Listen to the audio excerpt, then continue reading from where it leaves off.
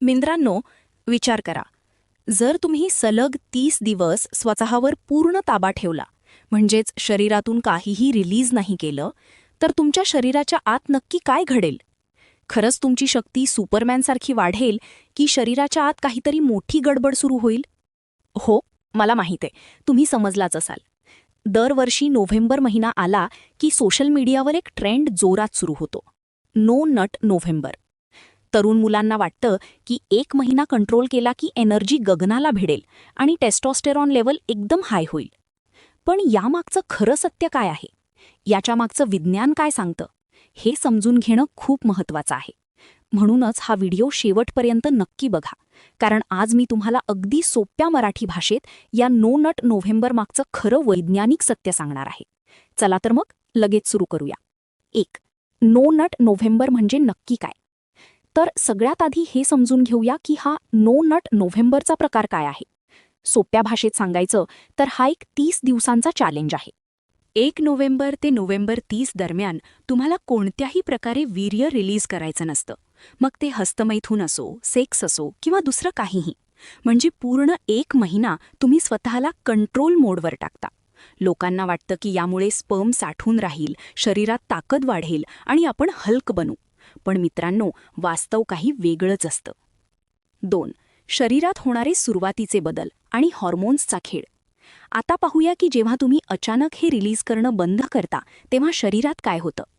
बघा, जेव्हा तुम्ही वीर्य रिलीज करता तेव्हा तुमच्या मेंदूत डोपामिन आणि ऑक्सिटोसिन नावाचे हॅपी हॉर्मोन्स रिलीज होतात. यामुळे तुम्हाला रिलॅक्स आणि स्ट्रेस फ्री वाटतं. पण जेव्हा तुम्ही याला 30 दिवस अचानक थांबवता तेव्हा सुरुवातीला तुमची एनर्जी आणि फोकस खूप चांगला होतो. का? कारण मेंदूने डोपामिन ब्लॉक केलेलं असतं. काही काळ हे खूप छान वाटतं, पण हळूहळू शरीरात ताण वाढू लागतो. लैंगिक विचार मनात यायला लागतात, रात्री स्वप्न पडायला लागतात, चिडचिड वाढते, मूड स्विंग्स होतात आणि कधीकधी तर खूप जास्त राग किंवा अग्रेसिव्हनेस येऊ लागतो. म्हणजेच शॉर्ट टर्मसाठी हे तुम्हाला बूस्ट करेल, पण लाँग टर्ममध्ये मानसिक प्रेशर वाढवू शकतं. 3. सर्वात मोठा गैरसमज. स्पर्म शरीरात जमा होऊन राहतो का? आता एका सर्वात मोठ्या कन्फ्युजनबद्दल बोलूया.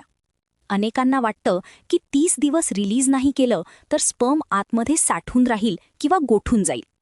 पण मित्रांनो, आपलं शरीर म्हणजे काही पाण्याची बाटली नाही की त्यात पाणी साठवून ठेवलं आणि ते तसंच राहिलं. आपलं शरीर खूप स्मार्ट आहे. जर तुम्ही स्पर्म रिलीज नाही केला तर शरीर त्याला स्वतःहून रिसायकल करतं. त्या स्पर्मचं रूपांतर प्रोटीनमध्ये होतं आणि शरीर ते पुन्हा शोषून करतं. त्यामुळे स्पर्म साठवून ठेवण्याची जी तुमची विचारसरणी आहे तो निव्वळ एक भ्रम आहे, एक मिथ आहे. हे डोक्यातून काढून टाका. 4. टेस्टोस्टेरॉन लेवल खरोखर वाढते का? दुसरा महत्त्वाचा प्रश्न. काय यामुळे टेस्टोस्टेरॉन वाढतं? विज्ञानाचा अभ्यास असं सांगतो की हस्तमैथून न केल्यास सुरुवातीच्या 3 ते 7 दिवसांत टेस्टोस्टेरॉनची लेवल नक्कीच वाढलेली दिसते. पण 1 आठवड्यानंतर ती पुन्हा तिच्या नॉर्मल लेवलवर येते. त्यामुळे महिनाभर स्वतःला रोखून धरल्यानं तुमचं टेस्टोस्टेरॉन परमनंटली वाढणार नाही. हा फक्त मेंदूला मिळणारा एक तात्पुरता सिग्नल असतो की आय एम फीलिंग स्ट्रॉंग. 5. मग या चॅलेंजचा फायदा काय आणि तो कधी करावा? आता तुम्ही विचाराल, जर एवढं सगळं आहे तर हा चॅलेंज सुरूच का केला? बघा, जर तुम्ही हा चॅलेंज स्वतःवर नियंत्रण ठेवण्यासाठी म्हणजेच सेल्फ कंट्रोल आणि शिस्त शिकण्यासाठी करत असाल तर याचे खूप फायदे आहेत. यामुळे तुम्ही तुमच्या मनावर ताबा ठेवायला शिकता, तुमच्या वासनांना समजून घ्यायला शिकता आणि कामावर फोकस करू शकता. पण जर तुम्ही हे एखाद्या भीतीने, अपराधीपणाच्या भावनेने किंवा दबावाखाली करत असाल तर याचा शरीरावर उलटा परिणाम होईल. तुम्हाला प्रचंड अँक्झायटी, उदासीनता आणि फ्रस्ट्रेशन येऊ शकतं. 6. बळजबरीने थांबवण्याचे साईड इफेक्ट्स. निसर्गाच्या नियमांविरुद्ध जाऊन जर तुम्ही बळजबरीने स्वतःला रोखण्याचा प्रयत्न केला तर शरीरावर काही साईड इफेक्ट्स दिसू शकतात. नाईटफॉल वाढणे. शरीर नैसर्गिकरित्या जुना स्पर्म बाहेर काढण्याचा प्रयत्न करेल. पेल्विक भागात जडपणा. प्रायव्हेट पार्टच्या आसपास प्रेशर किंवा जडपणा जाणवणे. चिडचिड आणि मूड स्विंग्स. मानसिक शांतता बिघडणे. युरिन साफ न होणे. काही मुलांना लघवी नीट साफ न झाल्यासारखं वाटू शकतं. 7. नॅचरल कंट्रोल कसा ठेवावा? नो नट नोव्हेंबरमध्ये तुमच्या भावना दाबू नका, तर त्या मॅनेज करा. यासाठी काही चांगल्या सवयी लावा. 1. कार्डिओ करा. रनिंग, सायकलिंग किंवा स्किपिंग करा, ज्यामुळे पेल्विक हेल्थ चांगली राहील. 2. थंड पाण्याने अंघोळ. जेव्हा तीव्र इच्छा होईल तेव्हा थंड पाण्याने अंघोळ करा, इच्छा शांत होईल. 3. पॉर्न आणि अडल्ट कंटेंटपासून दूर राहा, कारण ट्रिगर तिथूनच मिळतो. 4. भरपूर पाणी प्या. दिवसातून 3 ते 4 लिटर पाणी पिण्याने शरीर डिटॉक्स होतं. 8. योग्य संतुलन काय आहे? मित्रांनो, जीवनात बॅलन्स असणं खूप गरजेचं आहे. हस्तमैथून करणं चुकीचं नाही, पण जर तुम्ही ते रोज रोज सवयीने करत असाल तर तुमचं शरीर आणि मन दोन्ही सुस्त होतील. मध्यम मार्ग निवडा. जेव्हा शरीराला खरोखर गरज असेल, शरीर नैसर्गिक सिग्नल्स देत असेल, तेव्हाच करा. केवळ कंटाळा आलाय किंवा टाइमपास करायचाय म्हणून ती सवय बनवू नका. 9. तीव्र इच्छा झाल्यास काय करावे? स्टार. जरी तुम्ही कंट्रोल करायचा प्रयत्न केला तरी कधीकधी तीव्र इच्छा रोखता येत नाही. हे अगदी नैसर्गिक आहे. अशावेळी दीर्घ श्वास घेणे, मेडिटेशन किंवा कीगल एक्सरसाइजेस करा. सगळ्यात महत्त्वाचं म्हणजे तुमचं लक्ष एखाद्या प्रॉडक्टिव्ह कामात डायव्हर्ट करा. आता आपण या विषयाच्या आणखी खोलवर जाऊन अशा 10 गोष्टी समजून घेऊया ज्या सहसा कुणी सांगत नाही. 10. मेंटल रिझिलियन्स. जेव्हा तुम्ही तुमच्या सर्वात तीव्र इच्छेला नियंत्रणात ठेवता तेव्हा तुमची इच्छाशक्ती कमालीची वाढते. हा कंट्रोल तुम्हाला तुमच्या करिअर आणि अभ्यासातही फोकस करायला मदत करतो. 11. Dopamine reset. आजकाल सोशल मीडिया आणि पॉर्नमुळे मेंदूला खूप सहज डोपामाइन मिळतंय. 30 दिवस ब्रेक घेतल्याने तुमच्या मेंदूची डोपामाइन पातळी रिसेट होते, ज्यामुळे तुम्हाला छोट्या छोट्या गोष्टींमध्येही आनंद वाटू लागतो. 12. झोपेची गुणवत्ता. अतिप्रमाणात हस्तमैथून केल्याने झोपेचे चक्र बिघडू शकते. या चॅलेंज दरम्यान सुरुवातीला झोपायला त्रास होऊ शकतो, पण नंतर तुमची गाढ झोप सुधारते. 13.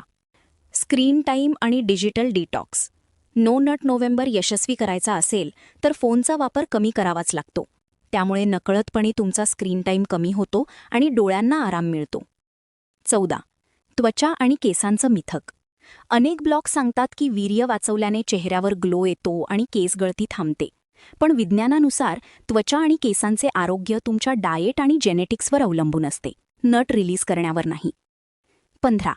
ऊर्जा रूपांतरण. महान विचारवंतांच्या मते सेक्शुअल एनर्जी ही जगातील सर्वात मोठी शक्ती आहे. जर तुम्ही ती रिलीज न करता जिम, बिझनेस किंवा आर्ट, कलामध्ये लावली तर तुम्ही तिथे अफाट यश मिळवू शकता. 16. नात्यांकडे बघण्याचा दृष्टिकोन बदलतो. जेव्हा तुम्ही अडल्ट कंटेंट बघणं बंद करता तेव्हा तुमचा समोरच्या व्यक्तीकडे किंवा महिलांकडे बघण्याचा दृष्टिकोन अधिक आदरयुक्त आणि निकोप बनतो. 17. बोर्डम आणि अर्ग यातील फरक समजणे. बऱ्याचदा मुलांना वाटते की त्यांना सेक्शुअल इच्छा होतीये, पण खरं तर ते फक्त कंटाळलेले असतात. हा चॅलेंज तुम्हाला स्वतःचा मूड ओळखायला शिकवतो. 18. 21/90चा नियम. कोणतीही सवय मोडायला 21 दिवस लागतात आणि नवीन जीवनशैली बनायला 90 दिवस. हा 30 दिवसांचा चॅलेंज तुम्हाला कोणत्याही वाईट ॲडिक्शनमधून बाहेर पडण्यासाठी सुरुवात करून देतो. 19. वैद्यकीय सल्ला कधी घ्यावा? जर 30 दिवस कंट्रोल करताना तुम्हाला प्रायव्हेट पार्टमध्ये तीव्र वेदना होत असतील किंवा लघवी करताना जळजळ होत असेल तर चॅलेंजच्या हट्टामुळे डॉक्टरांकडे जाणे टाळू नका. आरोग्य आधी आहे. तर मित्रांनो, फायनल गोष्ट, नो नट नोव्हेंबर करायचा की नाही? जर तुम्ही हे स्वतःमध्ये शिस्त आणण्यासाठी आणि मानसिक शक्ती वाढवण्यासाठी करत असाल तर नक्की करा. हे खूप चांगलं आहे. पण जर तुम्ही विचार करत असाल की यामुळे मी कोणताही व्यायाम न करता सुपरमॅन बनेन, तर हा फक्त इंटरनेटवरचा एक भ्रम आहे. खरी ताकद वीर्य साठवण्यात नाही, तर आपल्या ऊर्जेला योग्य आणि प्रॉडक्टिव्ह ठिकाणी लावण्यात आहे. मग ते जिम असो, काम असो की मेडिटेशन. हा चॅलेंज स्वतःच्या इच्छांना समजून घेण्याचा एक मार्ग आहे. कोणत्याही गिल्टशिवाय निरोगी आयुष्य जगण्याचा रिमाइंडर आहे. गेल्या वर्षी तुमचा नो नट नोव्हेंबरचा अनुभव कसा होता हे मला कॉमेंट्समध्ये नक्की सांगा. व्हिडिओ आवडला असेल तर लाईक करा, मित्रांसोबत शेअर करा आणि अशाच सायंटिफिक व्हिडिओजसाठी चॅनलला सबस्क्राईब नक्की करा.